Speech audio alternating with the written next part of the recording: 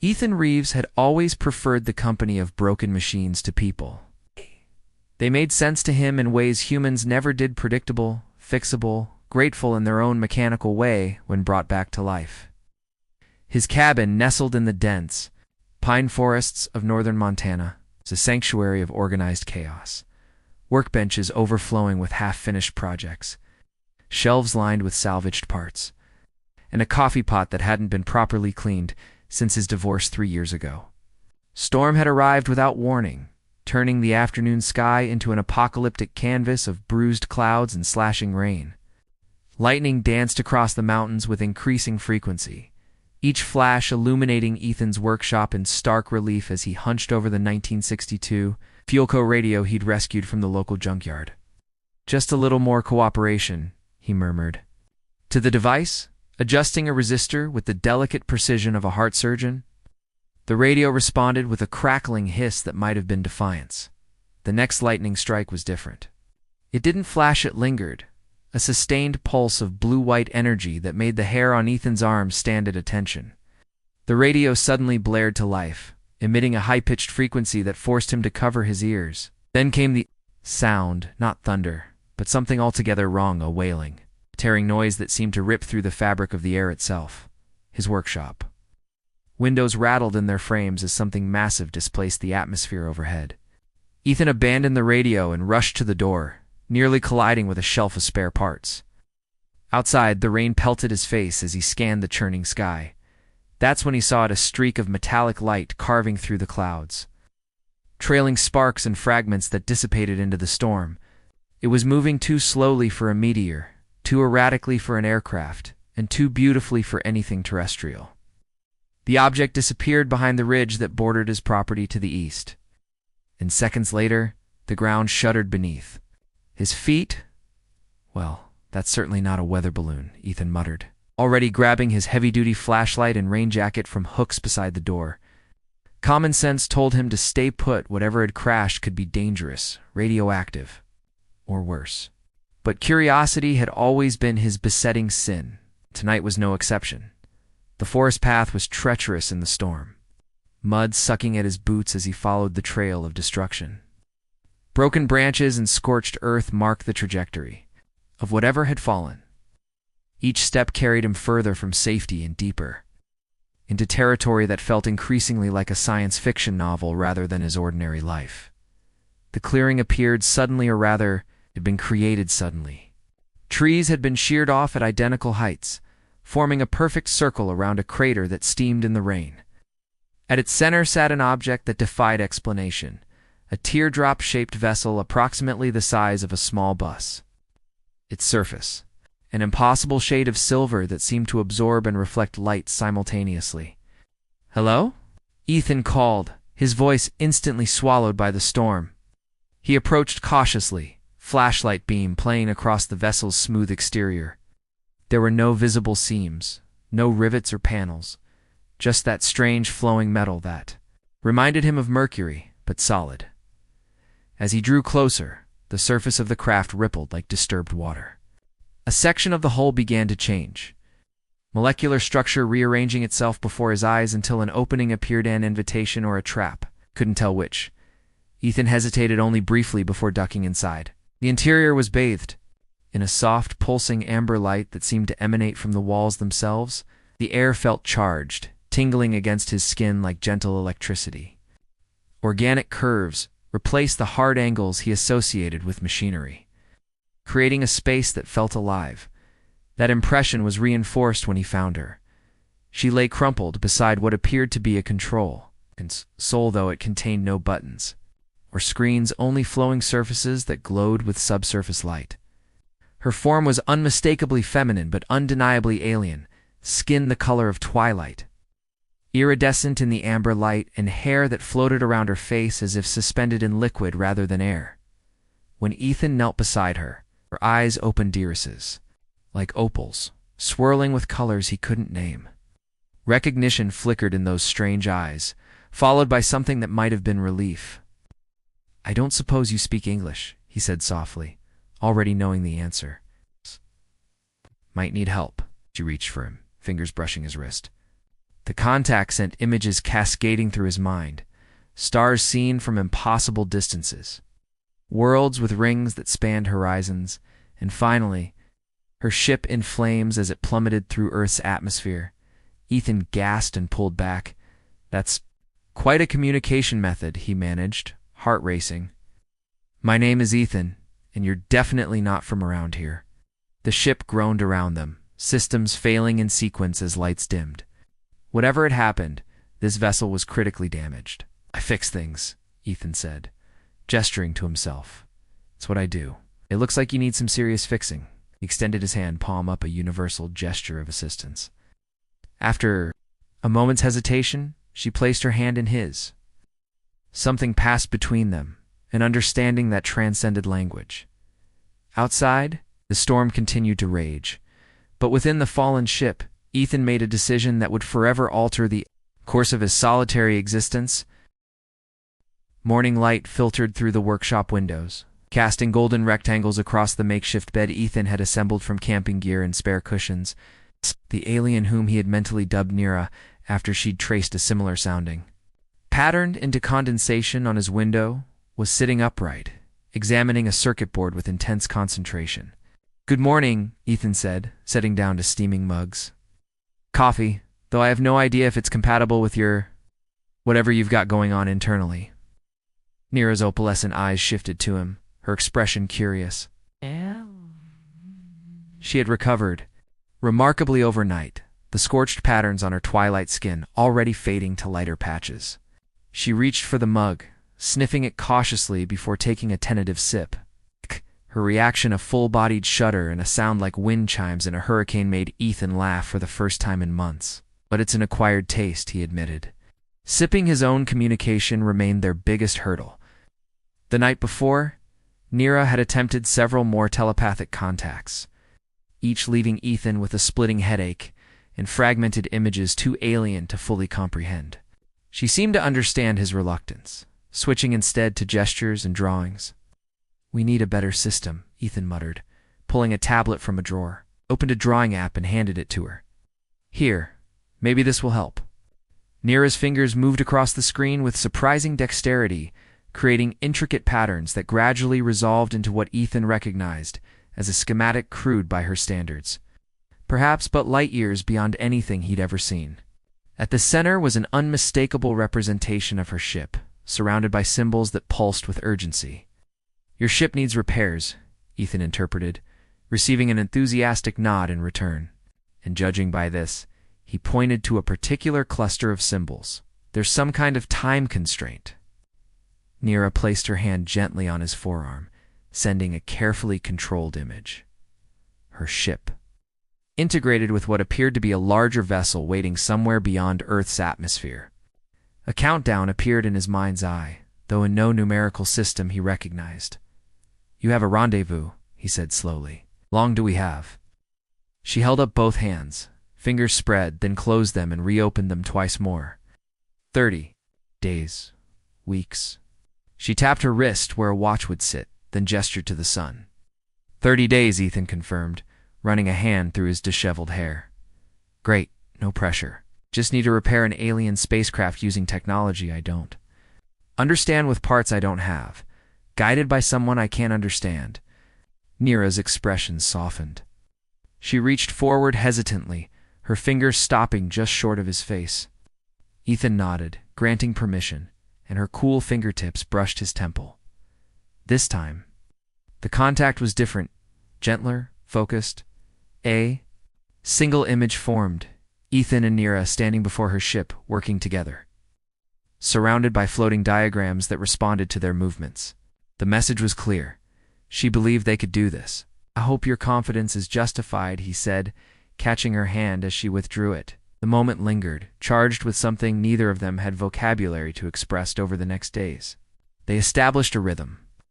Mornings were spent at the crash site, assessing damage and salvaging components.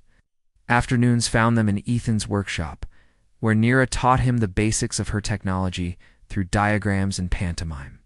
Evenings were for experimental repairs, often ending in sparks, minor explosions, or on two memorable occasions, Temporary disruption of all electronics within a 5-mile radius. They began creating a shared language, part English, part her. Melodic tongue, part technical shorthand. Ethan labeled common tools with sticky notes. Nira drew corresponding symbols beside them. They developed hand signals for basic concepts: danger, success, confusion. Try again. 1 week into their collaboration, Ethan discovered something remarkable about the ship. He had been attempting to reconnect what he believed was a power coupling, when the component suddenly shifted in his hands, reshaping itself to better fit the connection point. It's adapting, he realized, watching in fascination as the metal flowed like living tissue. The whole ship, it's responsive. Nira nodded enthusiastically, placing her hand on the ship's hull. The surface rippled beneath her touch, and a faint humming filled the air. She closed her eyes, her face serene in concentration, and the damaged section they'd been struggling with for days suddenly began to heal itself, edges flowing together like water. When she opened her eyes, they glowed with internal light. She swayed slightly, and Ethan caught her before she could fall. "You're connected to it," he said, supporting her weight as they walked back toward the cabin. "That's why you can't just leave it behind. It's part of you somehow." That night, as rain drummed against the roof, they sat before the fireplace in comfortable silence.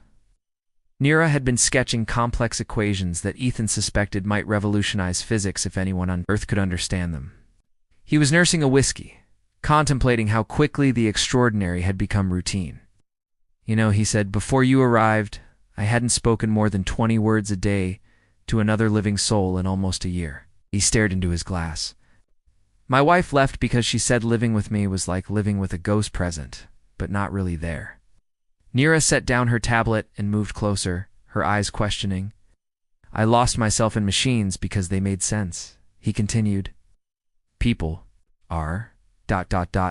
complicated, unpredictable." He laughed softly. "And then you literally fell from the sky.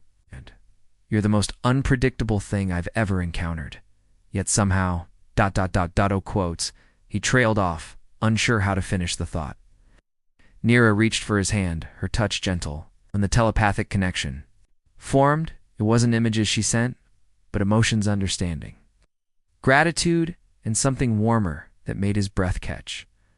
Outside, the repaired sections of her ship began to glow softly in the darkness, resonating with whatever passed between them in that quiet moment by the fire. The mountain air carried the first hint of autumn as Ethan climbed the ridge overlooking his property. 19 days had passed since Nira's arrival, and the landscape had subtly transformed around her crashed vessel. Vegetation grew with unnatural vigor near the ship, wildflowers blooming out of season, pine saplings shooting up inches overnight, moss forming intricate patterns that seemed almost deliberate in their design. Nira stood in the center of this flourishing circle, her hands extended above her head, face tilted toward the morning sun. The light caught in her silver-white hair, creating a halo effect that emphasized her otherworldly beauty. She had taken to wearing Ethan's old flannel shirts over her own form-fitting garment, an attempt at camouflage that somehow only made her more striking as Ethan watched. Tiny motes of light rose from the ground around her, swirling upward like luminescent pollen. They gathered in the air between her outstretched hands, forming complex three-dimensional patterns before dispersing back into the earth. "I'm guessing that's not a standard feature of your species' morning routine," he called. As he approached, Nira turned, her opalescent eyes bright with excitement. She gestured for him to join her in the circle, pointing to the ground beneath them with insistence. "What is it?" he asked, crouching to examine the soil. It looked ordinary enough, dark and rich with moisture from yesterday's rain. She placed her hand on his, then pressed both their palms against the earth. The contact was electric, not just between them, but with something that pulsed beneath the surface. Through their connection, Ethan felt the slow, patient awareness of the ship's consciousness extending tendrils through the surrounding ecosystem, drawing energy from the soil, from sunlight, from the very air around them, healing itself. He whispered in awe, using the environment somehow. Nira nodded, her expression both pleased and concerned. She traced a pattern in the dirt that Ethan had come to recognize as their time frame. They had 11 days left before her rendezvous. The ship's self-repair was progressing, but too slowly. "We need to accelerate the process," Ethan said, rising to his feet.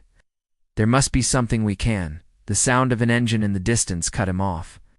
Neera tensed, her skin shifting. Hue slightly toward a deeper, bluer reaction Ethan had learned indicated alarm. "Stay here," he said, already moving toward the cabin. "I'll handle this." The black SUV bouncing up his rutted driveway belonged to Roy Winters, owner of the hardware store in town and purveyor of information that traveled faster than any internet connection. Ethan's heart rate steadied slightly.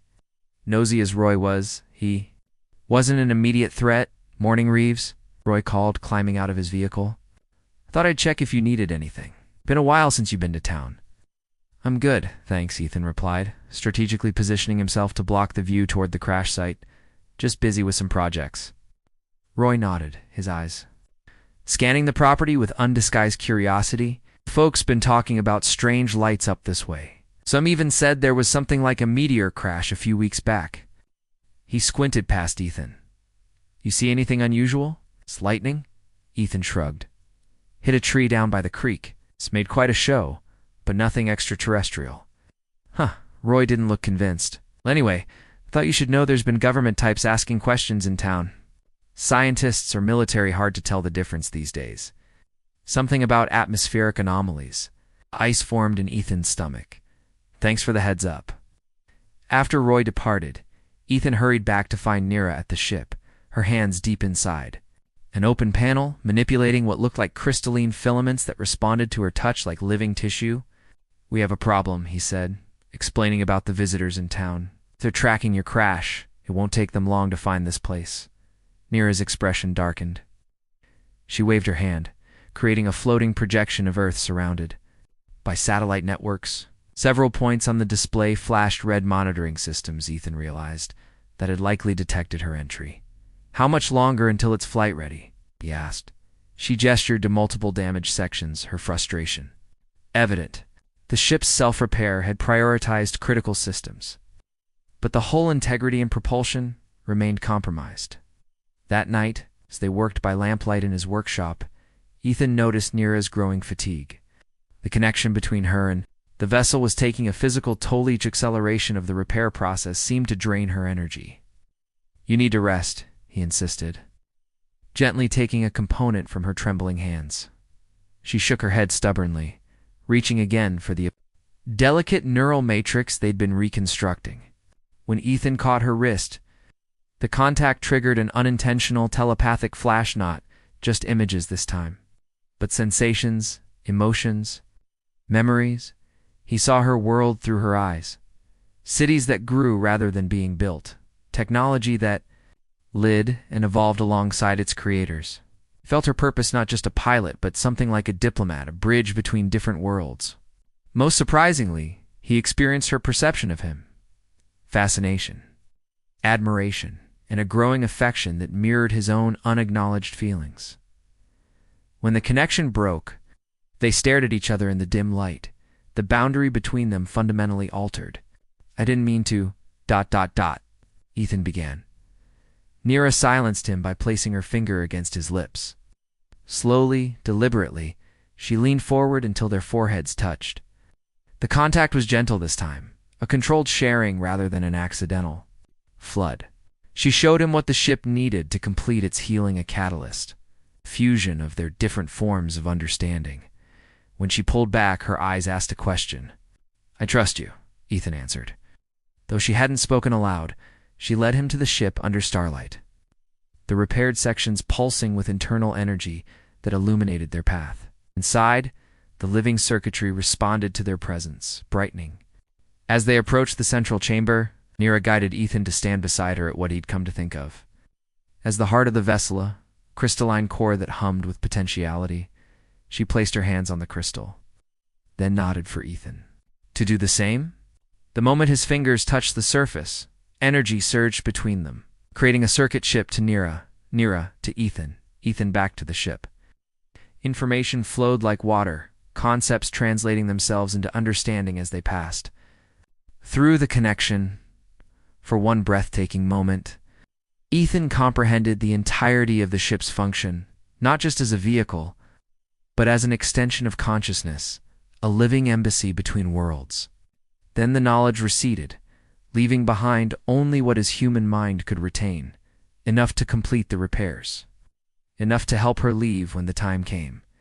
As the connection faded, Nira collapsed against him, exhausted but smiling. The ship, around them, hummed with renewed vigor, repair processes visibly accelerating in the soft glow of the living ship. Ethan held her close, knowing their time together was growing short. The realization brought an unexpected ache, and he wondered when exactly this extraordinary alien had become essential to his world. The rhythmic thumping of helicopter rotors broke the dawn silence, jerking Ethan from sleep. Beside him, Nira was already alert, her opalescent eyes wide with concern. "Oh!" Through the cabin window, they watched the black aircraft make a sweeping pass over the mountain, hovering momentarily above the ridge that concealed the crash site. "They're getting closer," Ethan muttered, hastily pulling on clothes. "We need to move faster." The previous night's connection with the ship had accelerated its repair process dramatically. According to their calculations, a blend of Nira's knowledge and Ethan's practical adaptations, the vessel was approximately 80% functional. Flight capability remained the critical gap. The neural matrix governing navigation had been severely damaged during the crash. Nira pointed urgently to the tablet they'd been using to sketch plans, drawing a series of concentric circles around their location, and adding jagged lines that Ethan recognized as signal disruption patterns. "You want to create some kind of jamming field," he interpreted. "Hide the ship's energy signature from their sensors." She nodded emphatically, already gathering components from the workbench, a mix of her technology and Earth electronics they'd managed to interface. Her fingers worked with precision, weaving filaments of responsive metal through the circuitry of an old radio transmitter Ethan had modified. They worked through the morning, pausing only when the helicopter made another pass shortly before noon. This time, it was accompanied by 2 black SUVs that slowed as they drove past Ethan's property on the main road below. "Government types," Ethan said grimly, recalling Roy's warning.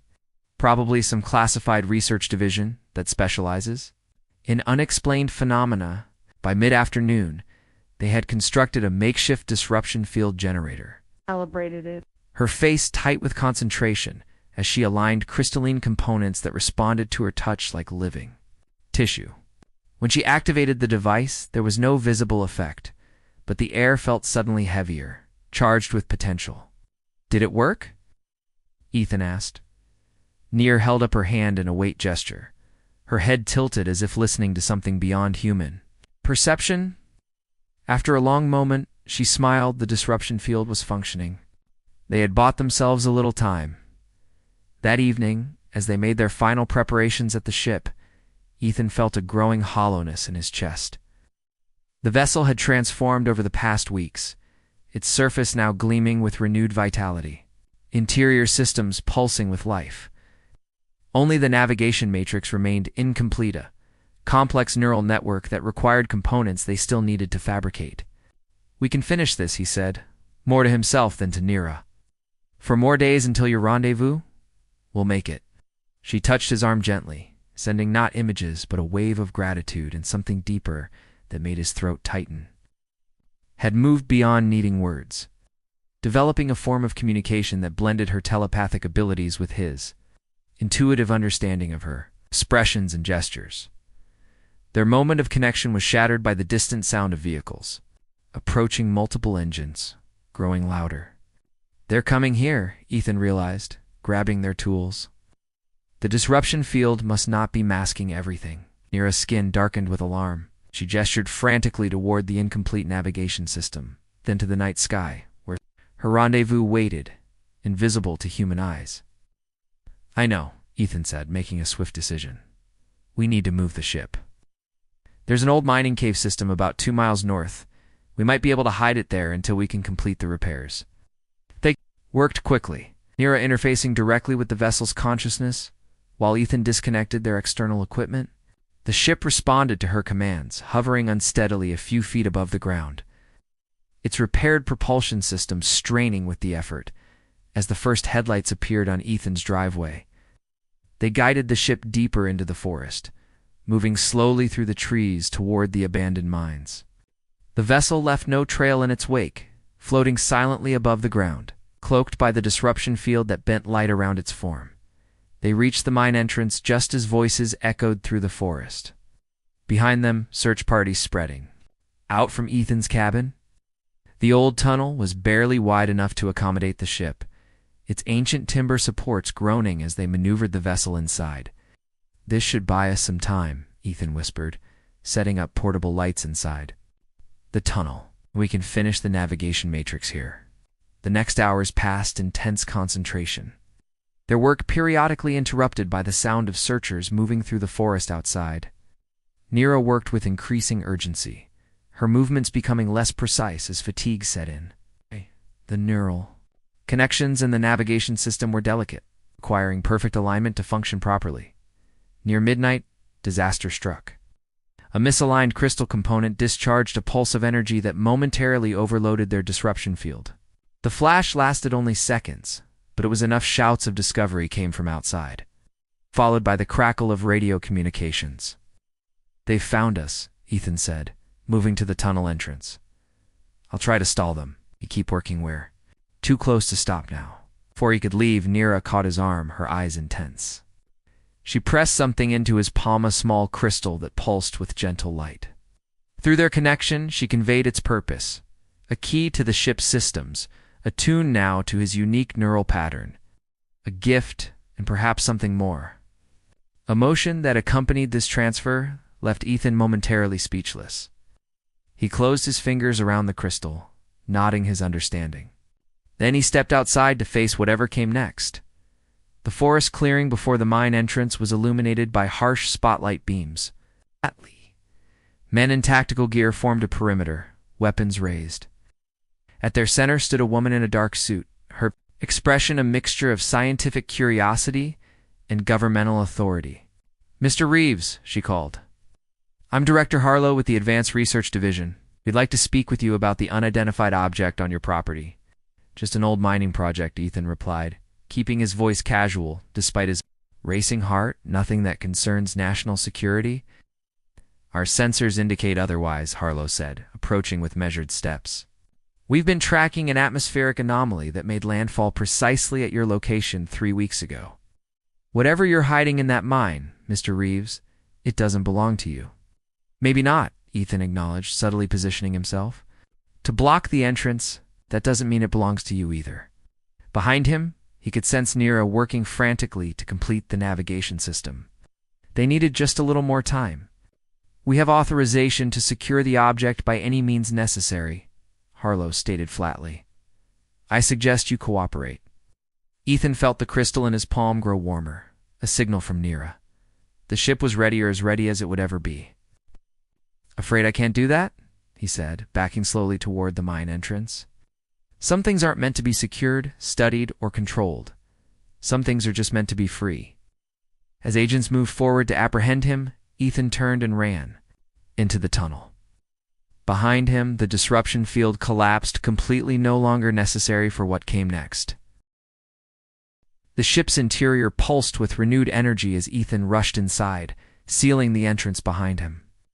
Nira stood at the central console, her hands dancing across living controls that responded to her touch like eager participants in a choreographed dance.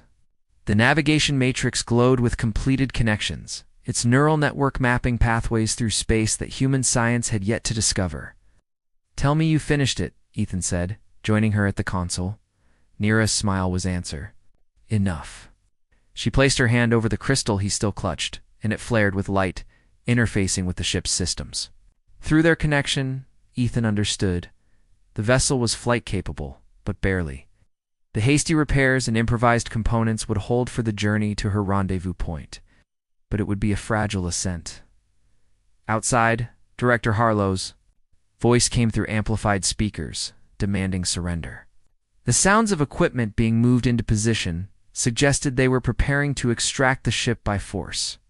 "We need to leave now," Ethan said, glancing at the sealed entrance. "Before they bring in whatever classified hardware they've got for situations like this, Nira hesitated, her eyes searching his face. Through their link, Ethan's breath catch in his throat. She was inviting him to come with her for a moment. He allowed himself to imagine it, leaving Earth behind, exploring stars he'd only seen as distant pinpricks of light, experiencing worlds beyond human comprehension. The crystal in his hand had made it possible. He was now part of the ship's recognition matrix, accepted as a valid pilot alongside Nira. Temptation washed over him in waves, nearly overwhelming in its intensity. A crash against the mine entrance jolted him back to reality. "You're coming." "Through," he warned. Nira nodded, activating the ship's defensive systems. The vessel hummed in response, its outer hull hardening in preparation for departure. She looked at Ethan expectantly, awaiting his decision. "I can't," he said finally, the words feeling like stones in his mouth. "This is my home, my world.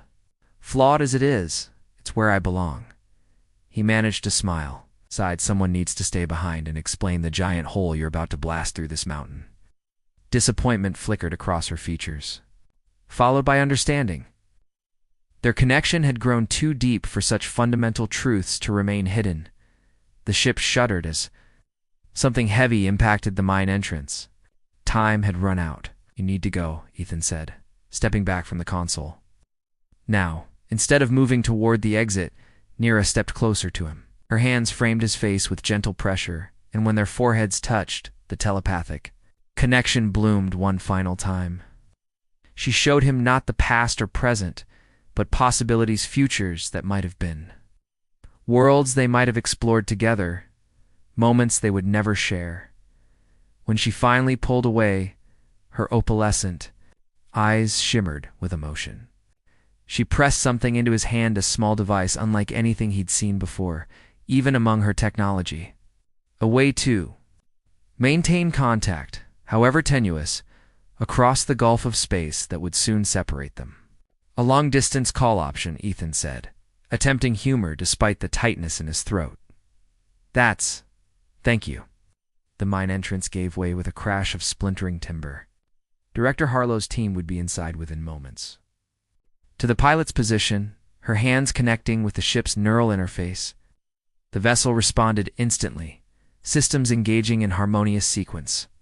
She looked at Ethan one last time, her expression conveying everything words could not. "No," he said softly. "Me too." He stepped off the ship as its entrance sealed behind him. Through the crystalline viewport, he watched Nira initiate the launch sequence. Her movements fluid and assured now that she was reunited with her vessel's consciousness, as agents poured into the tunnel. Ethan stood before them, arms raised in surrender. "You might want to back up," he advised calmly. Things are about to get interesting." Rock and earth parted before it, not through explosion, but through some fundamental rearrangement of molecular structure matter, making way for the passage of something beyond its comprehension.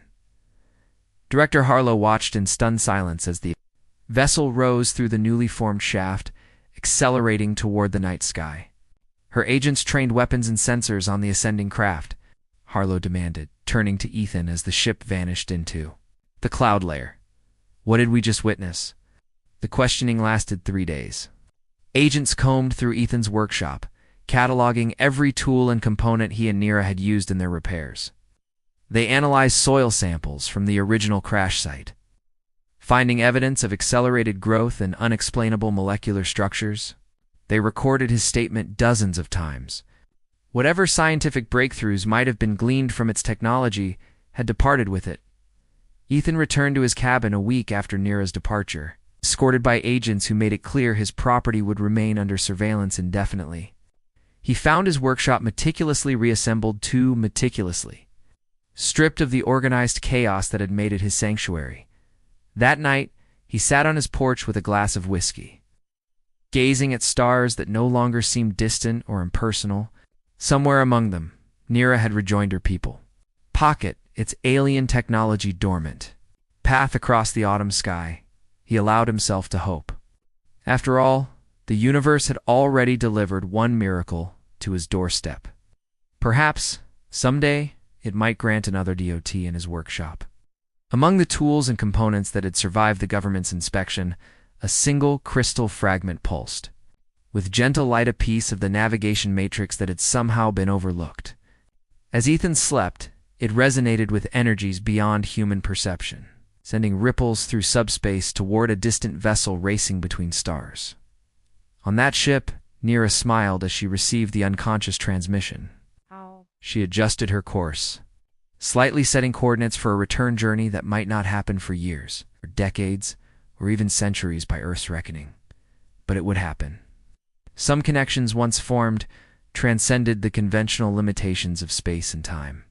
Some meetings were written into the fabric of the universe itself, inevitable as gravity.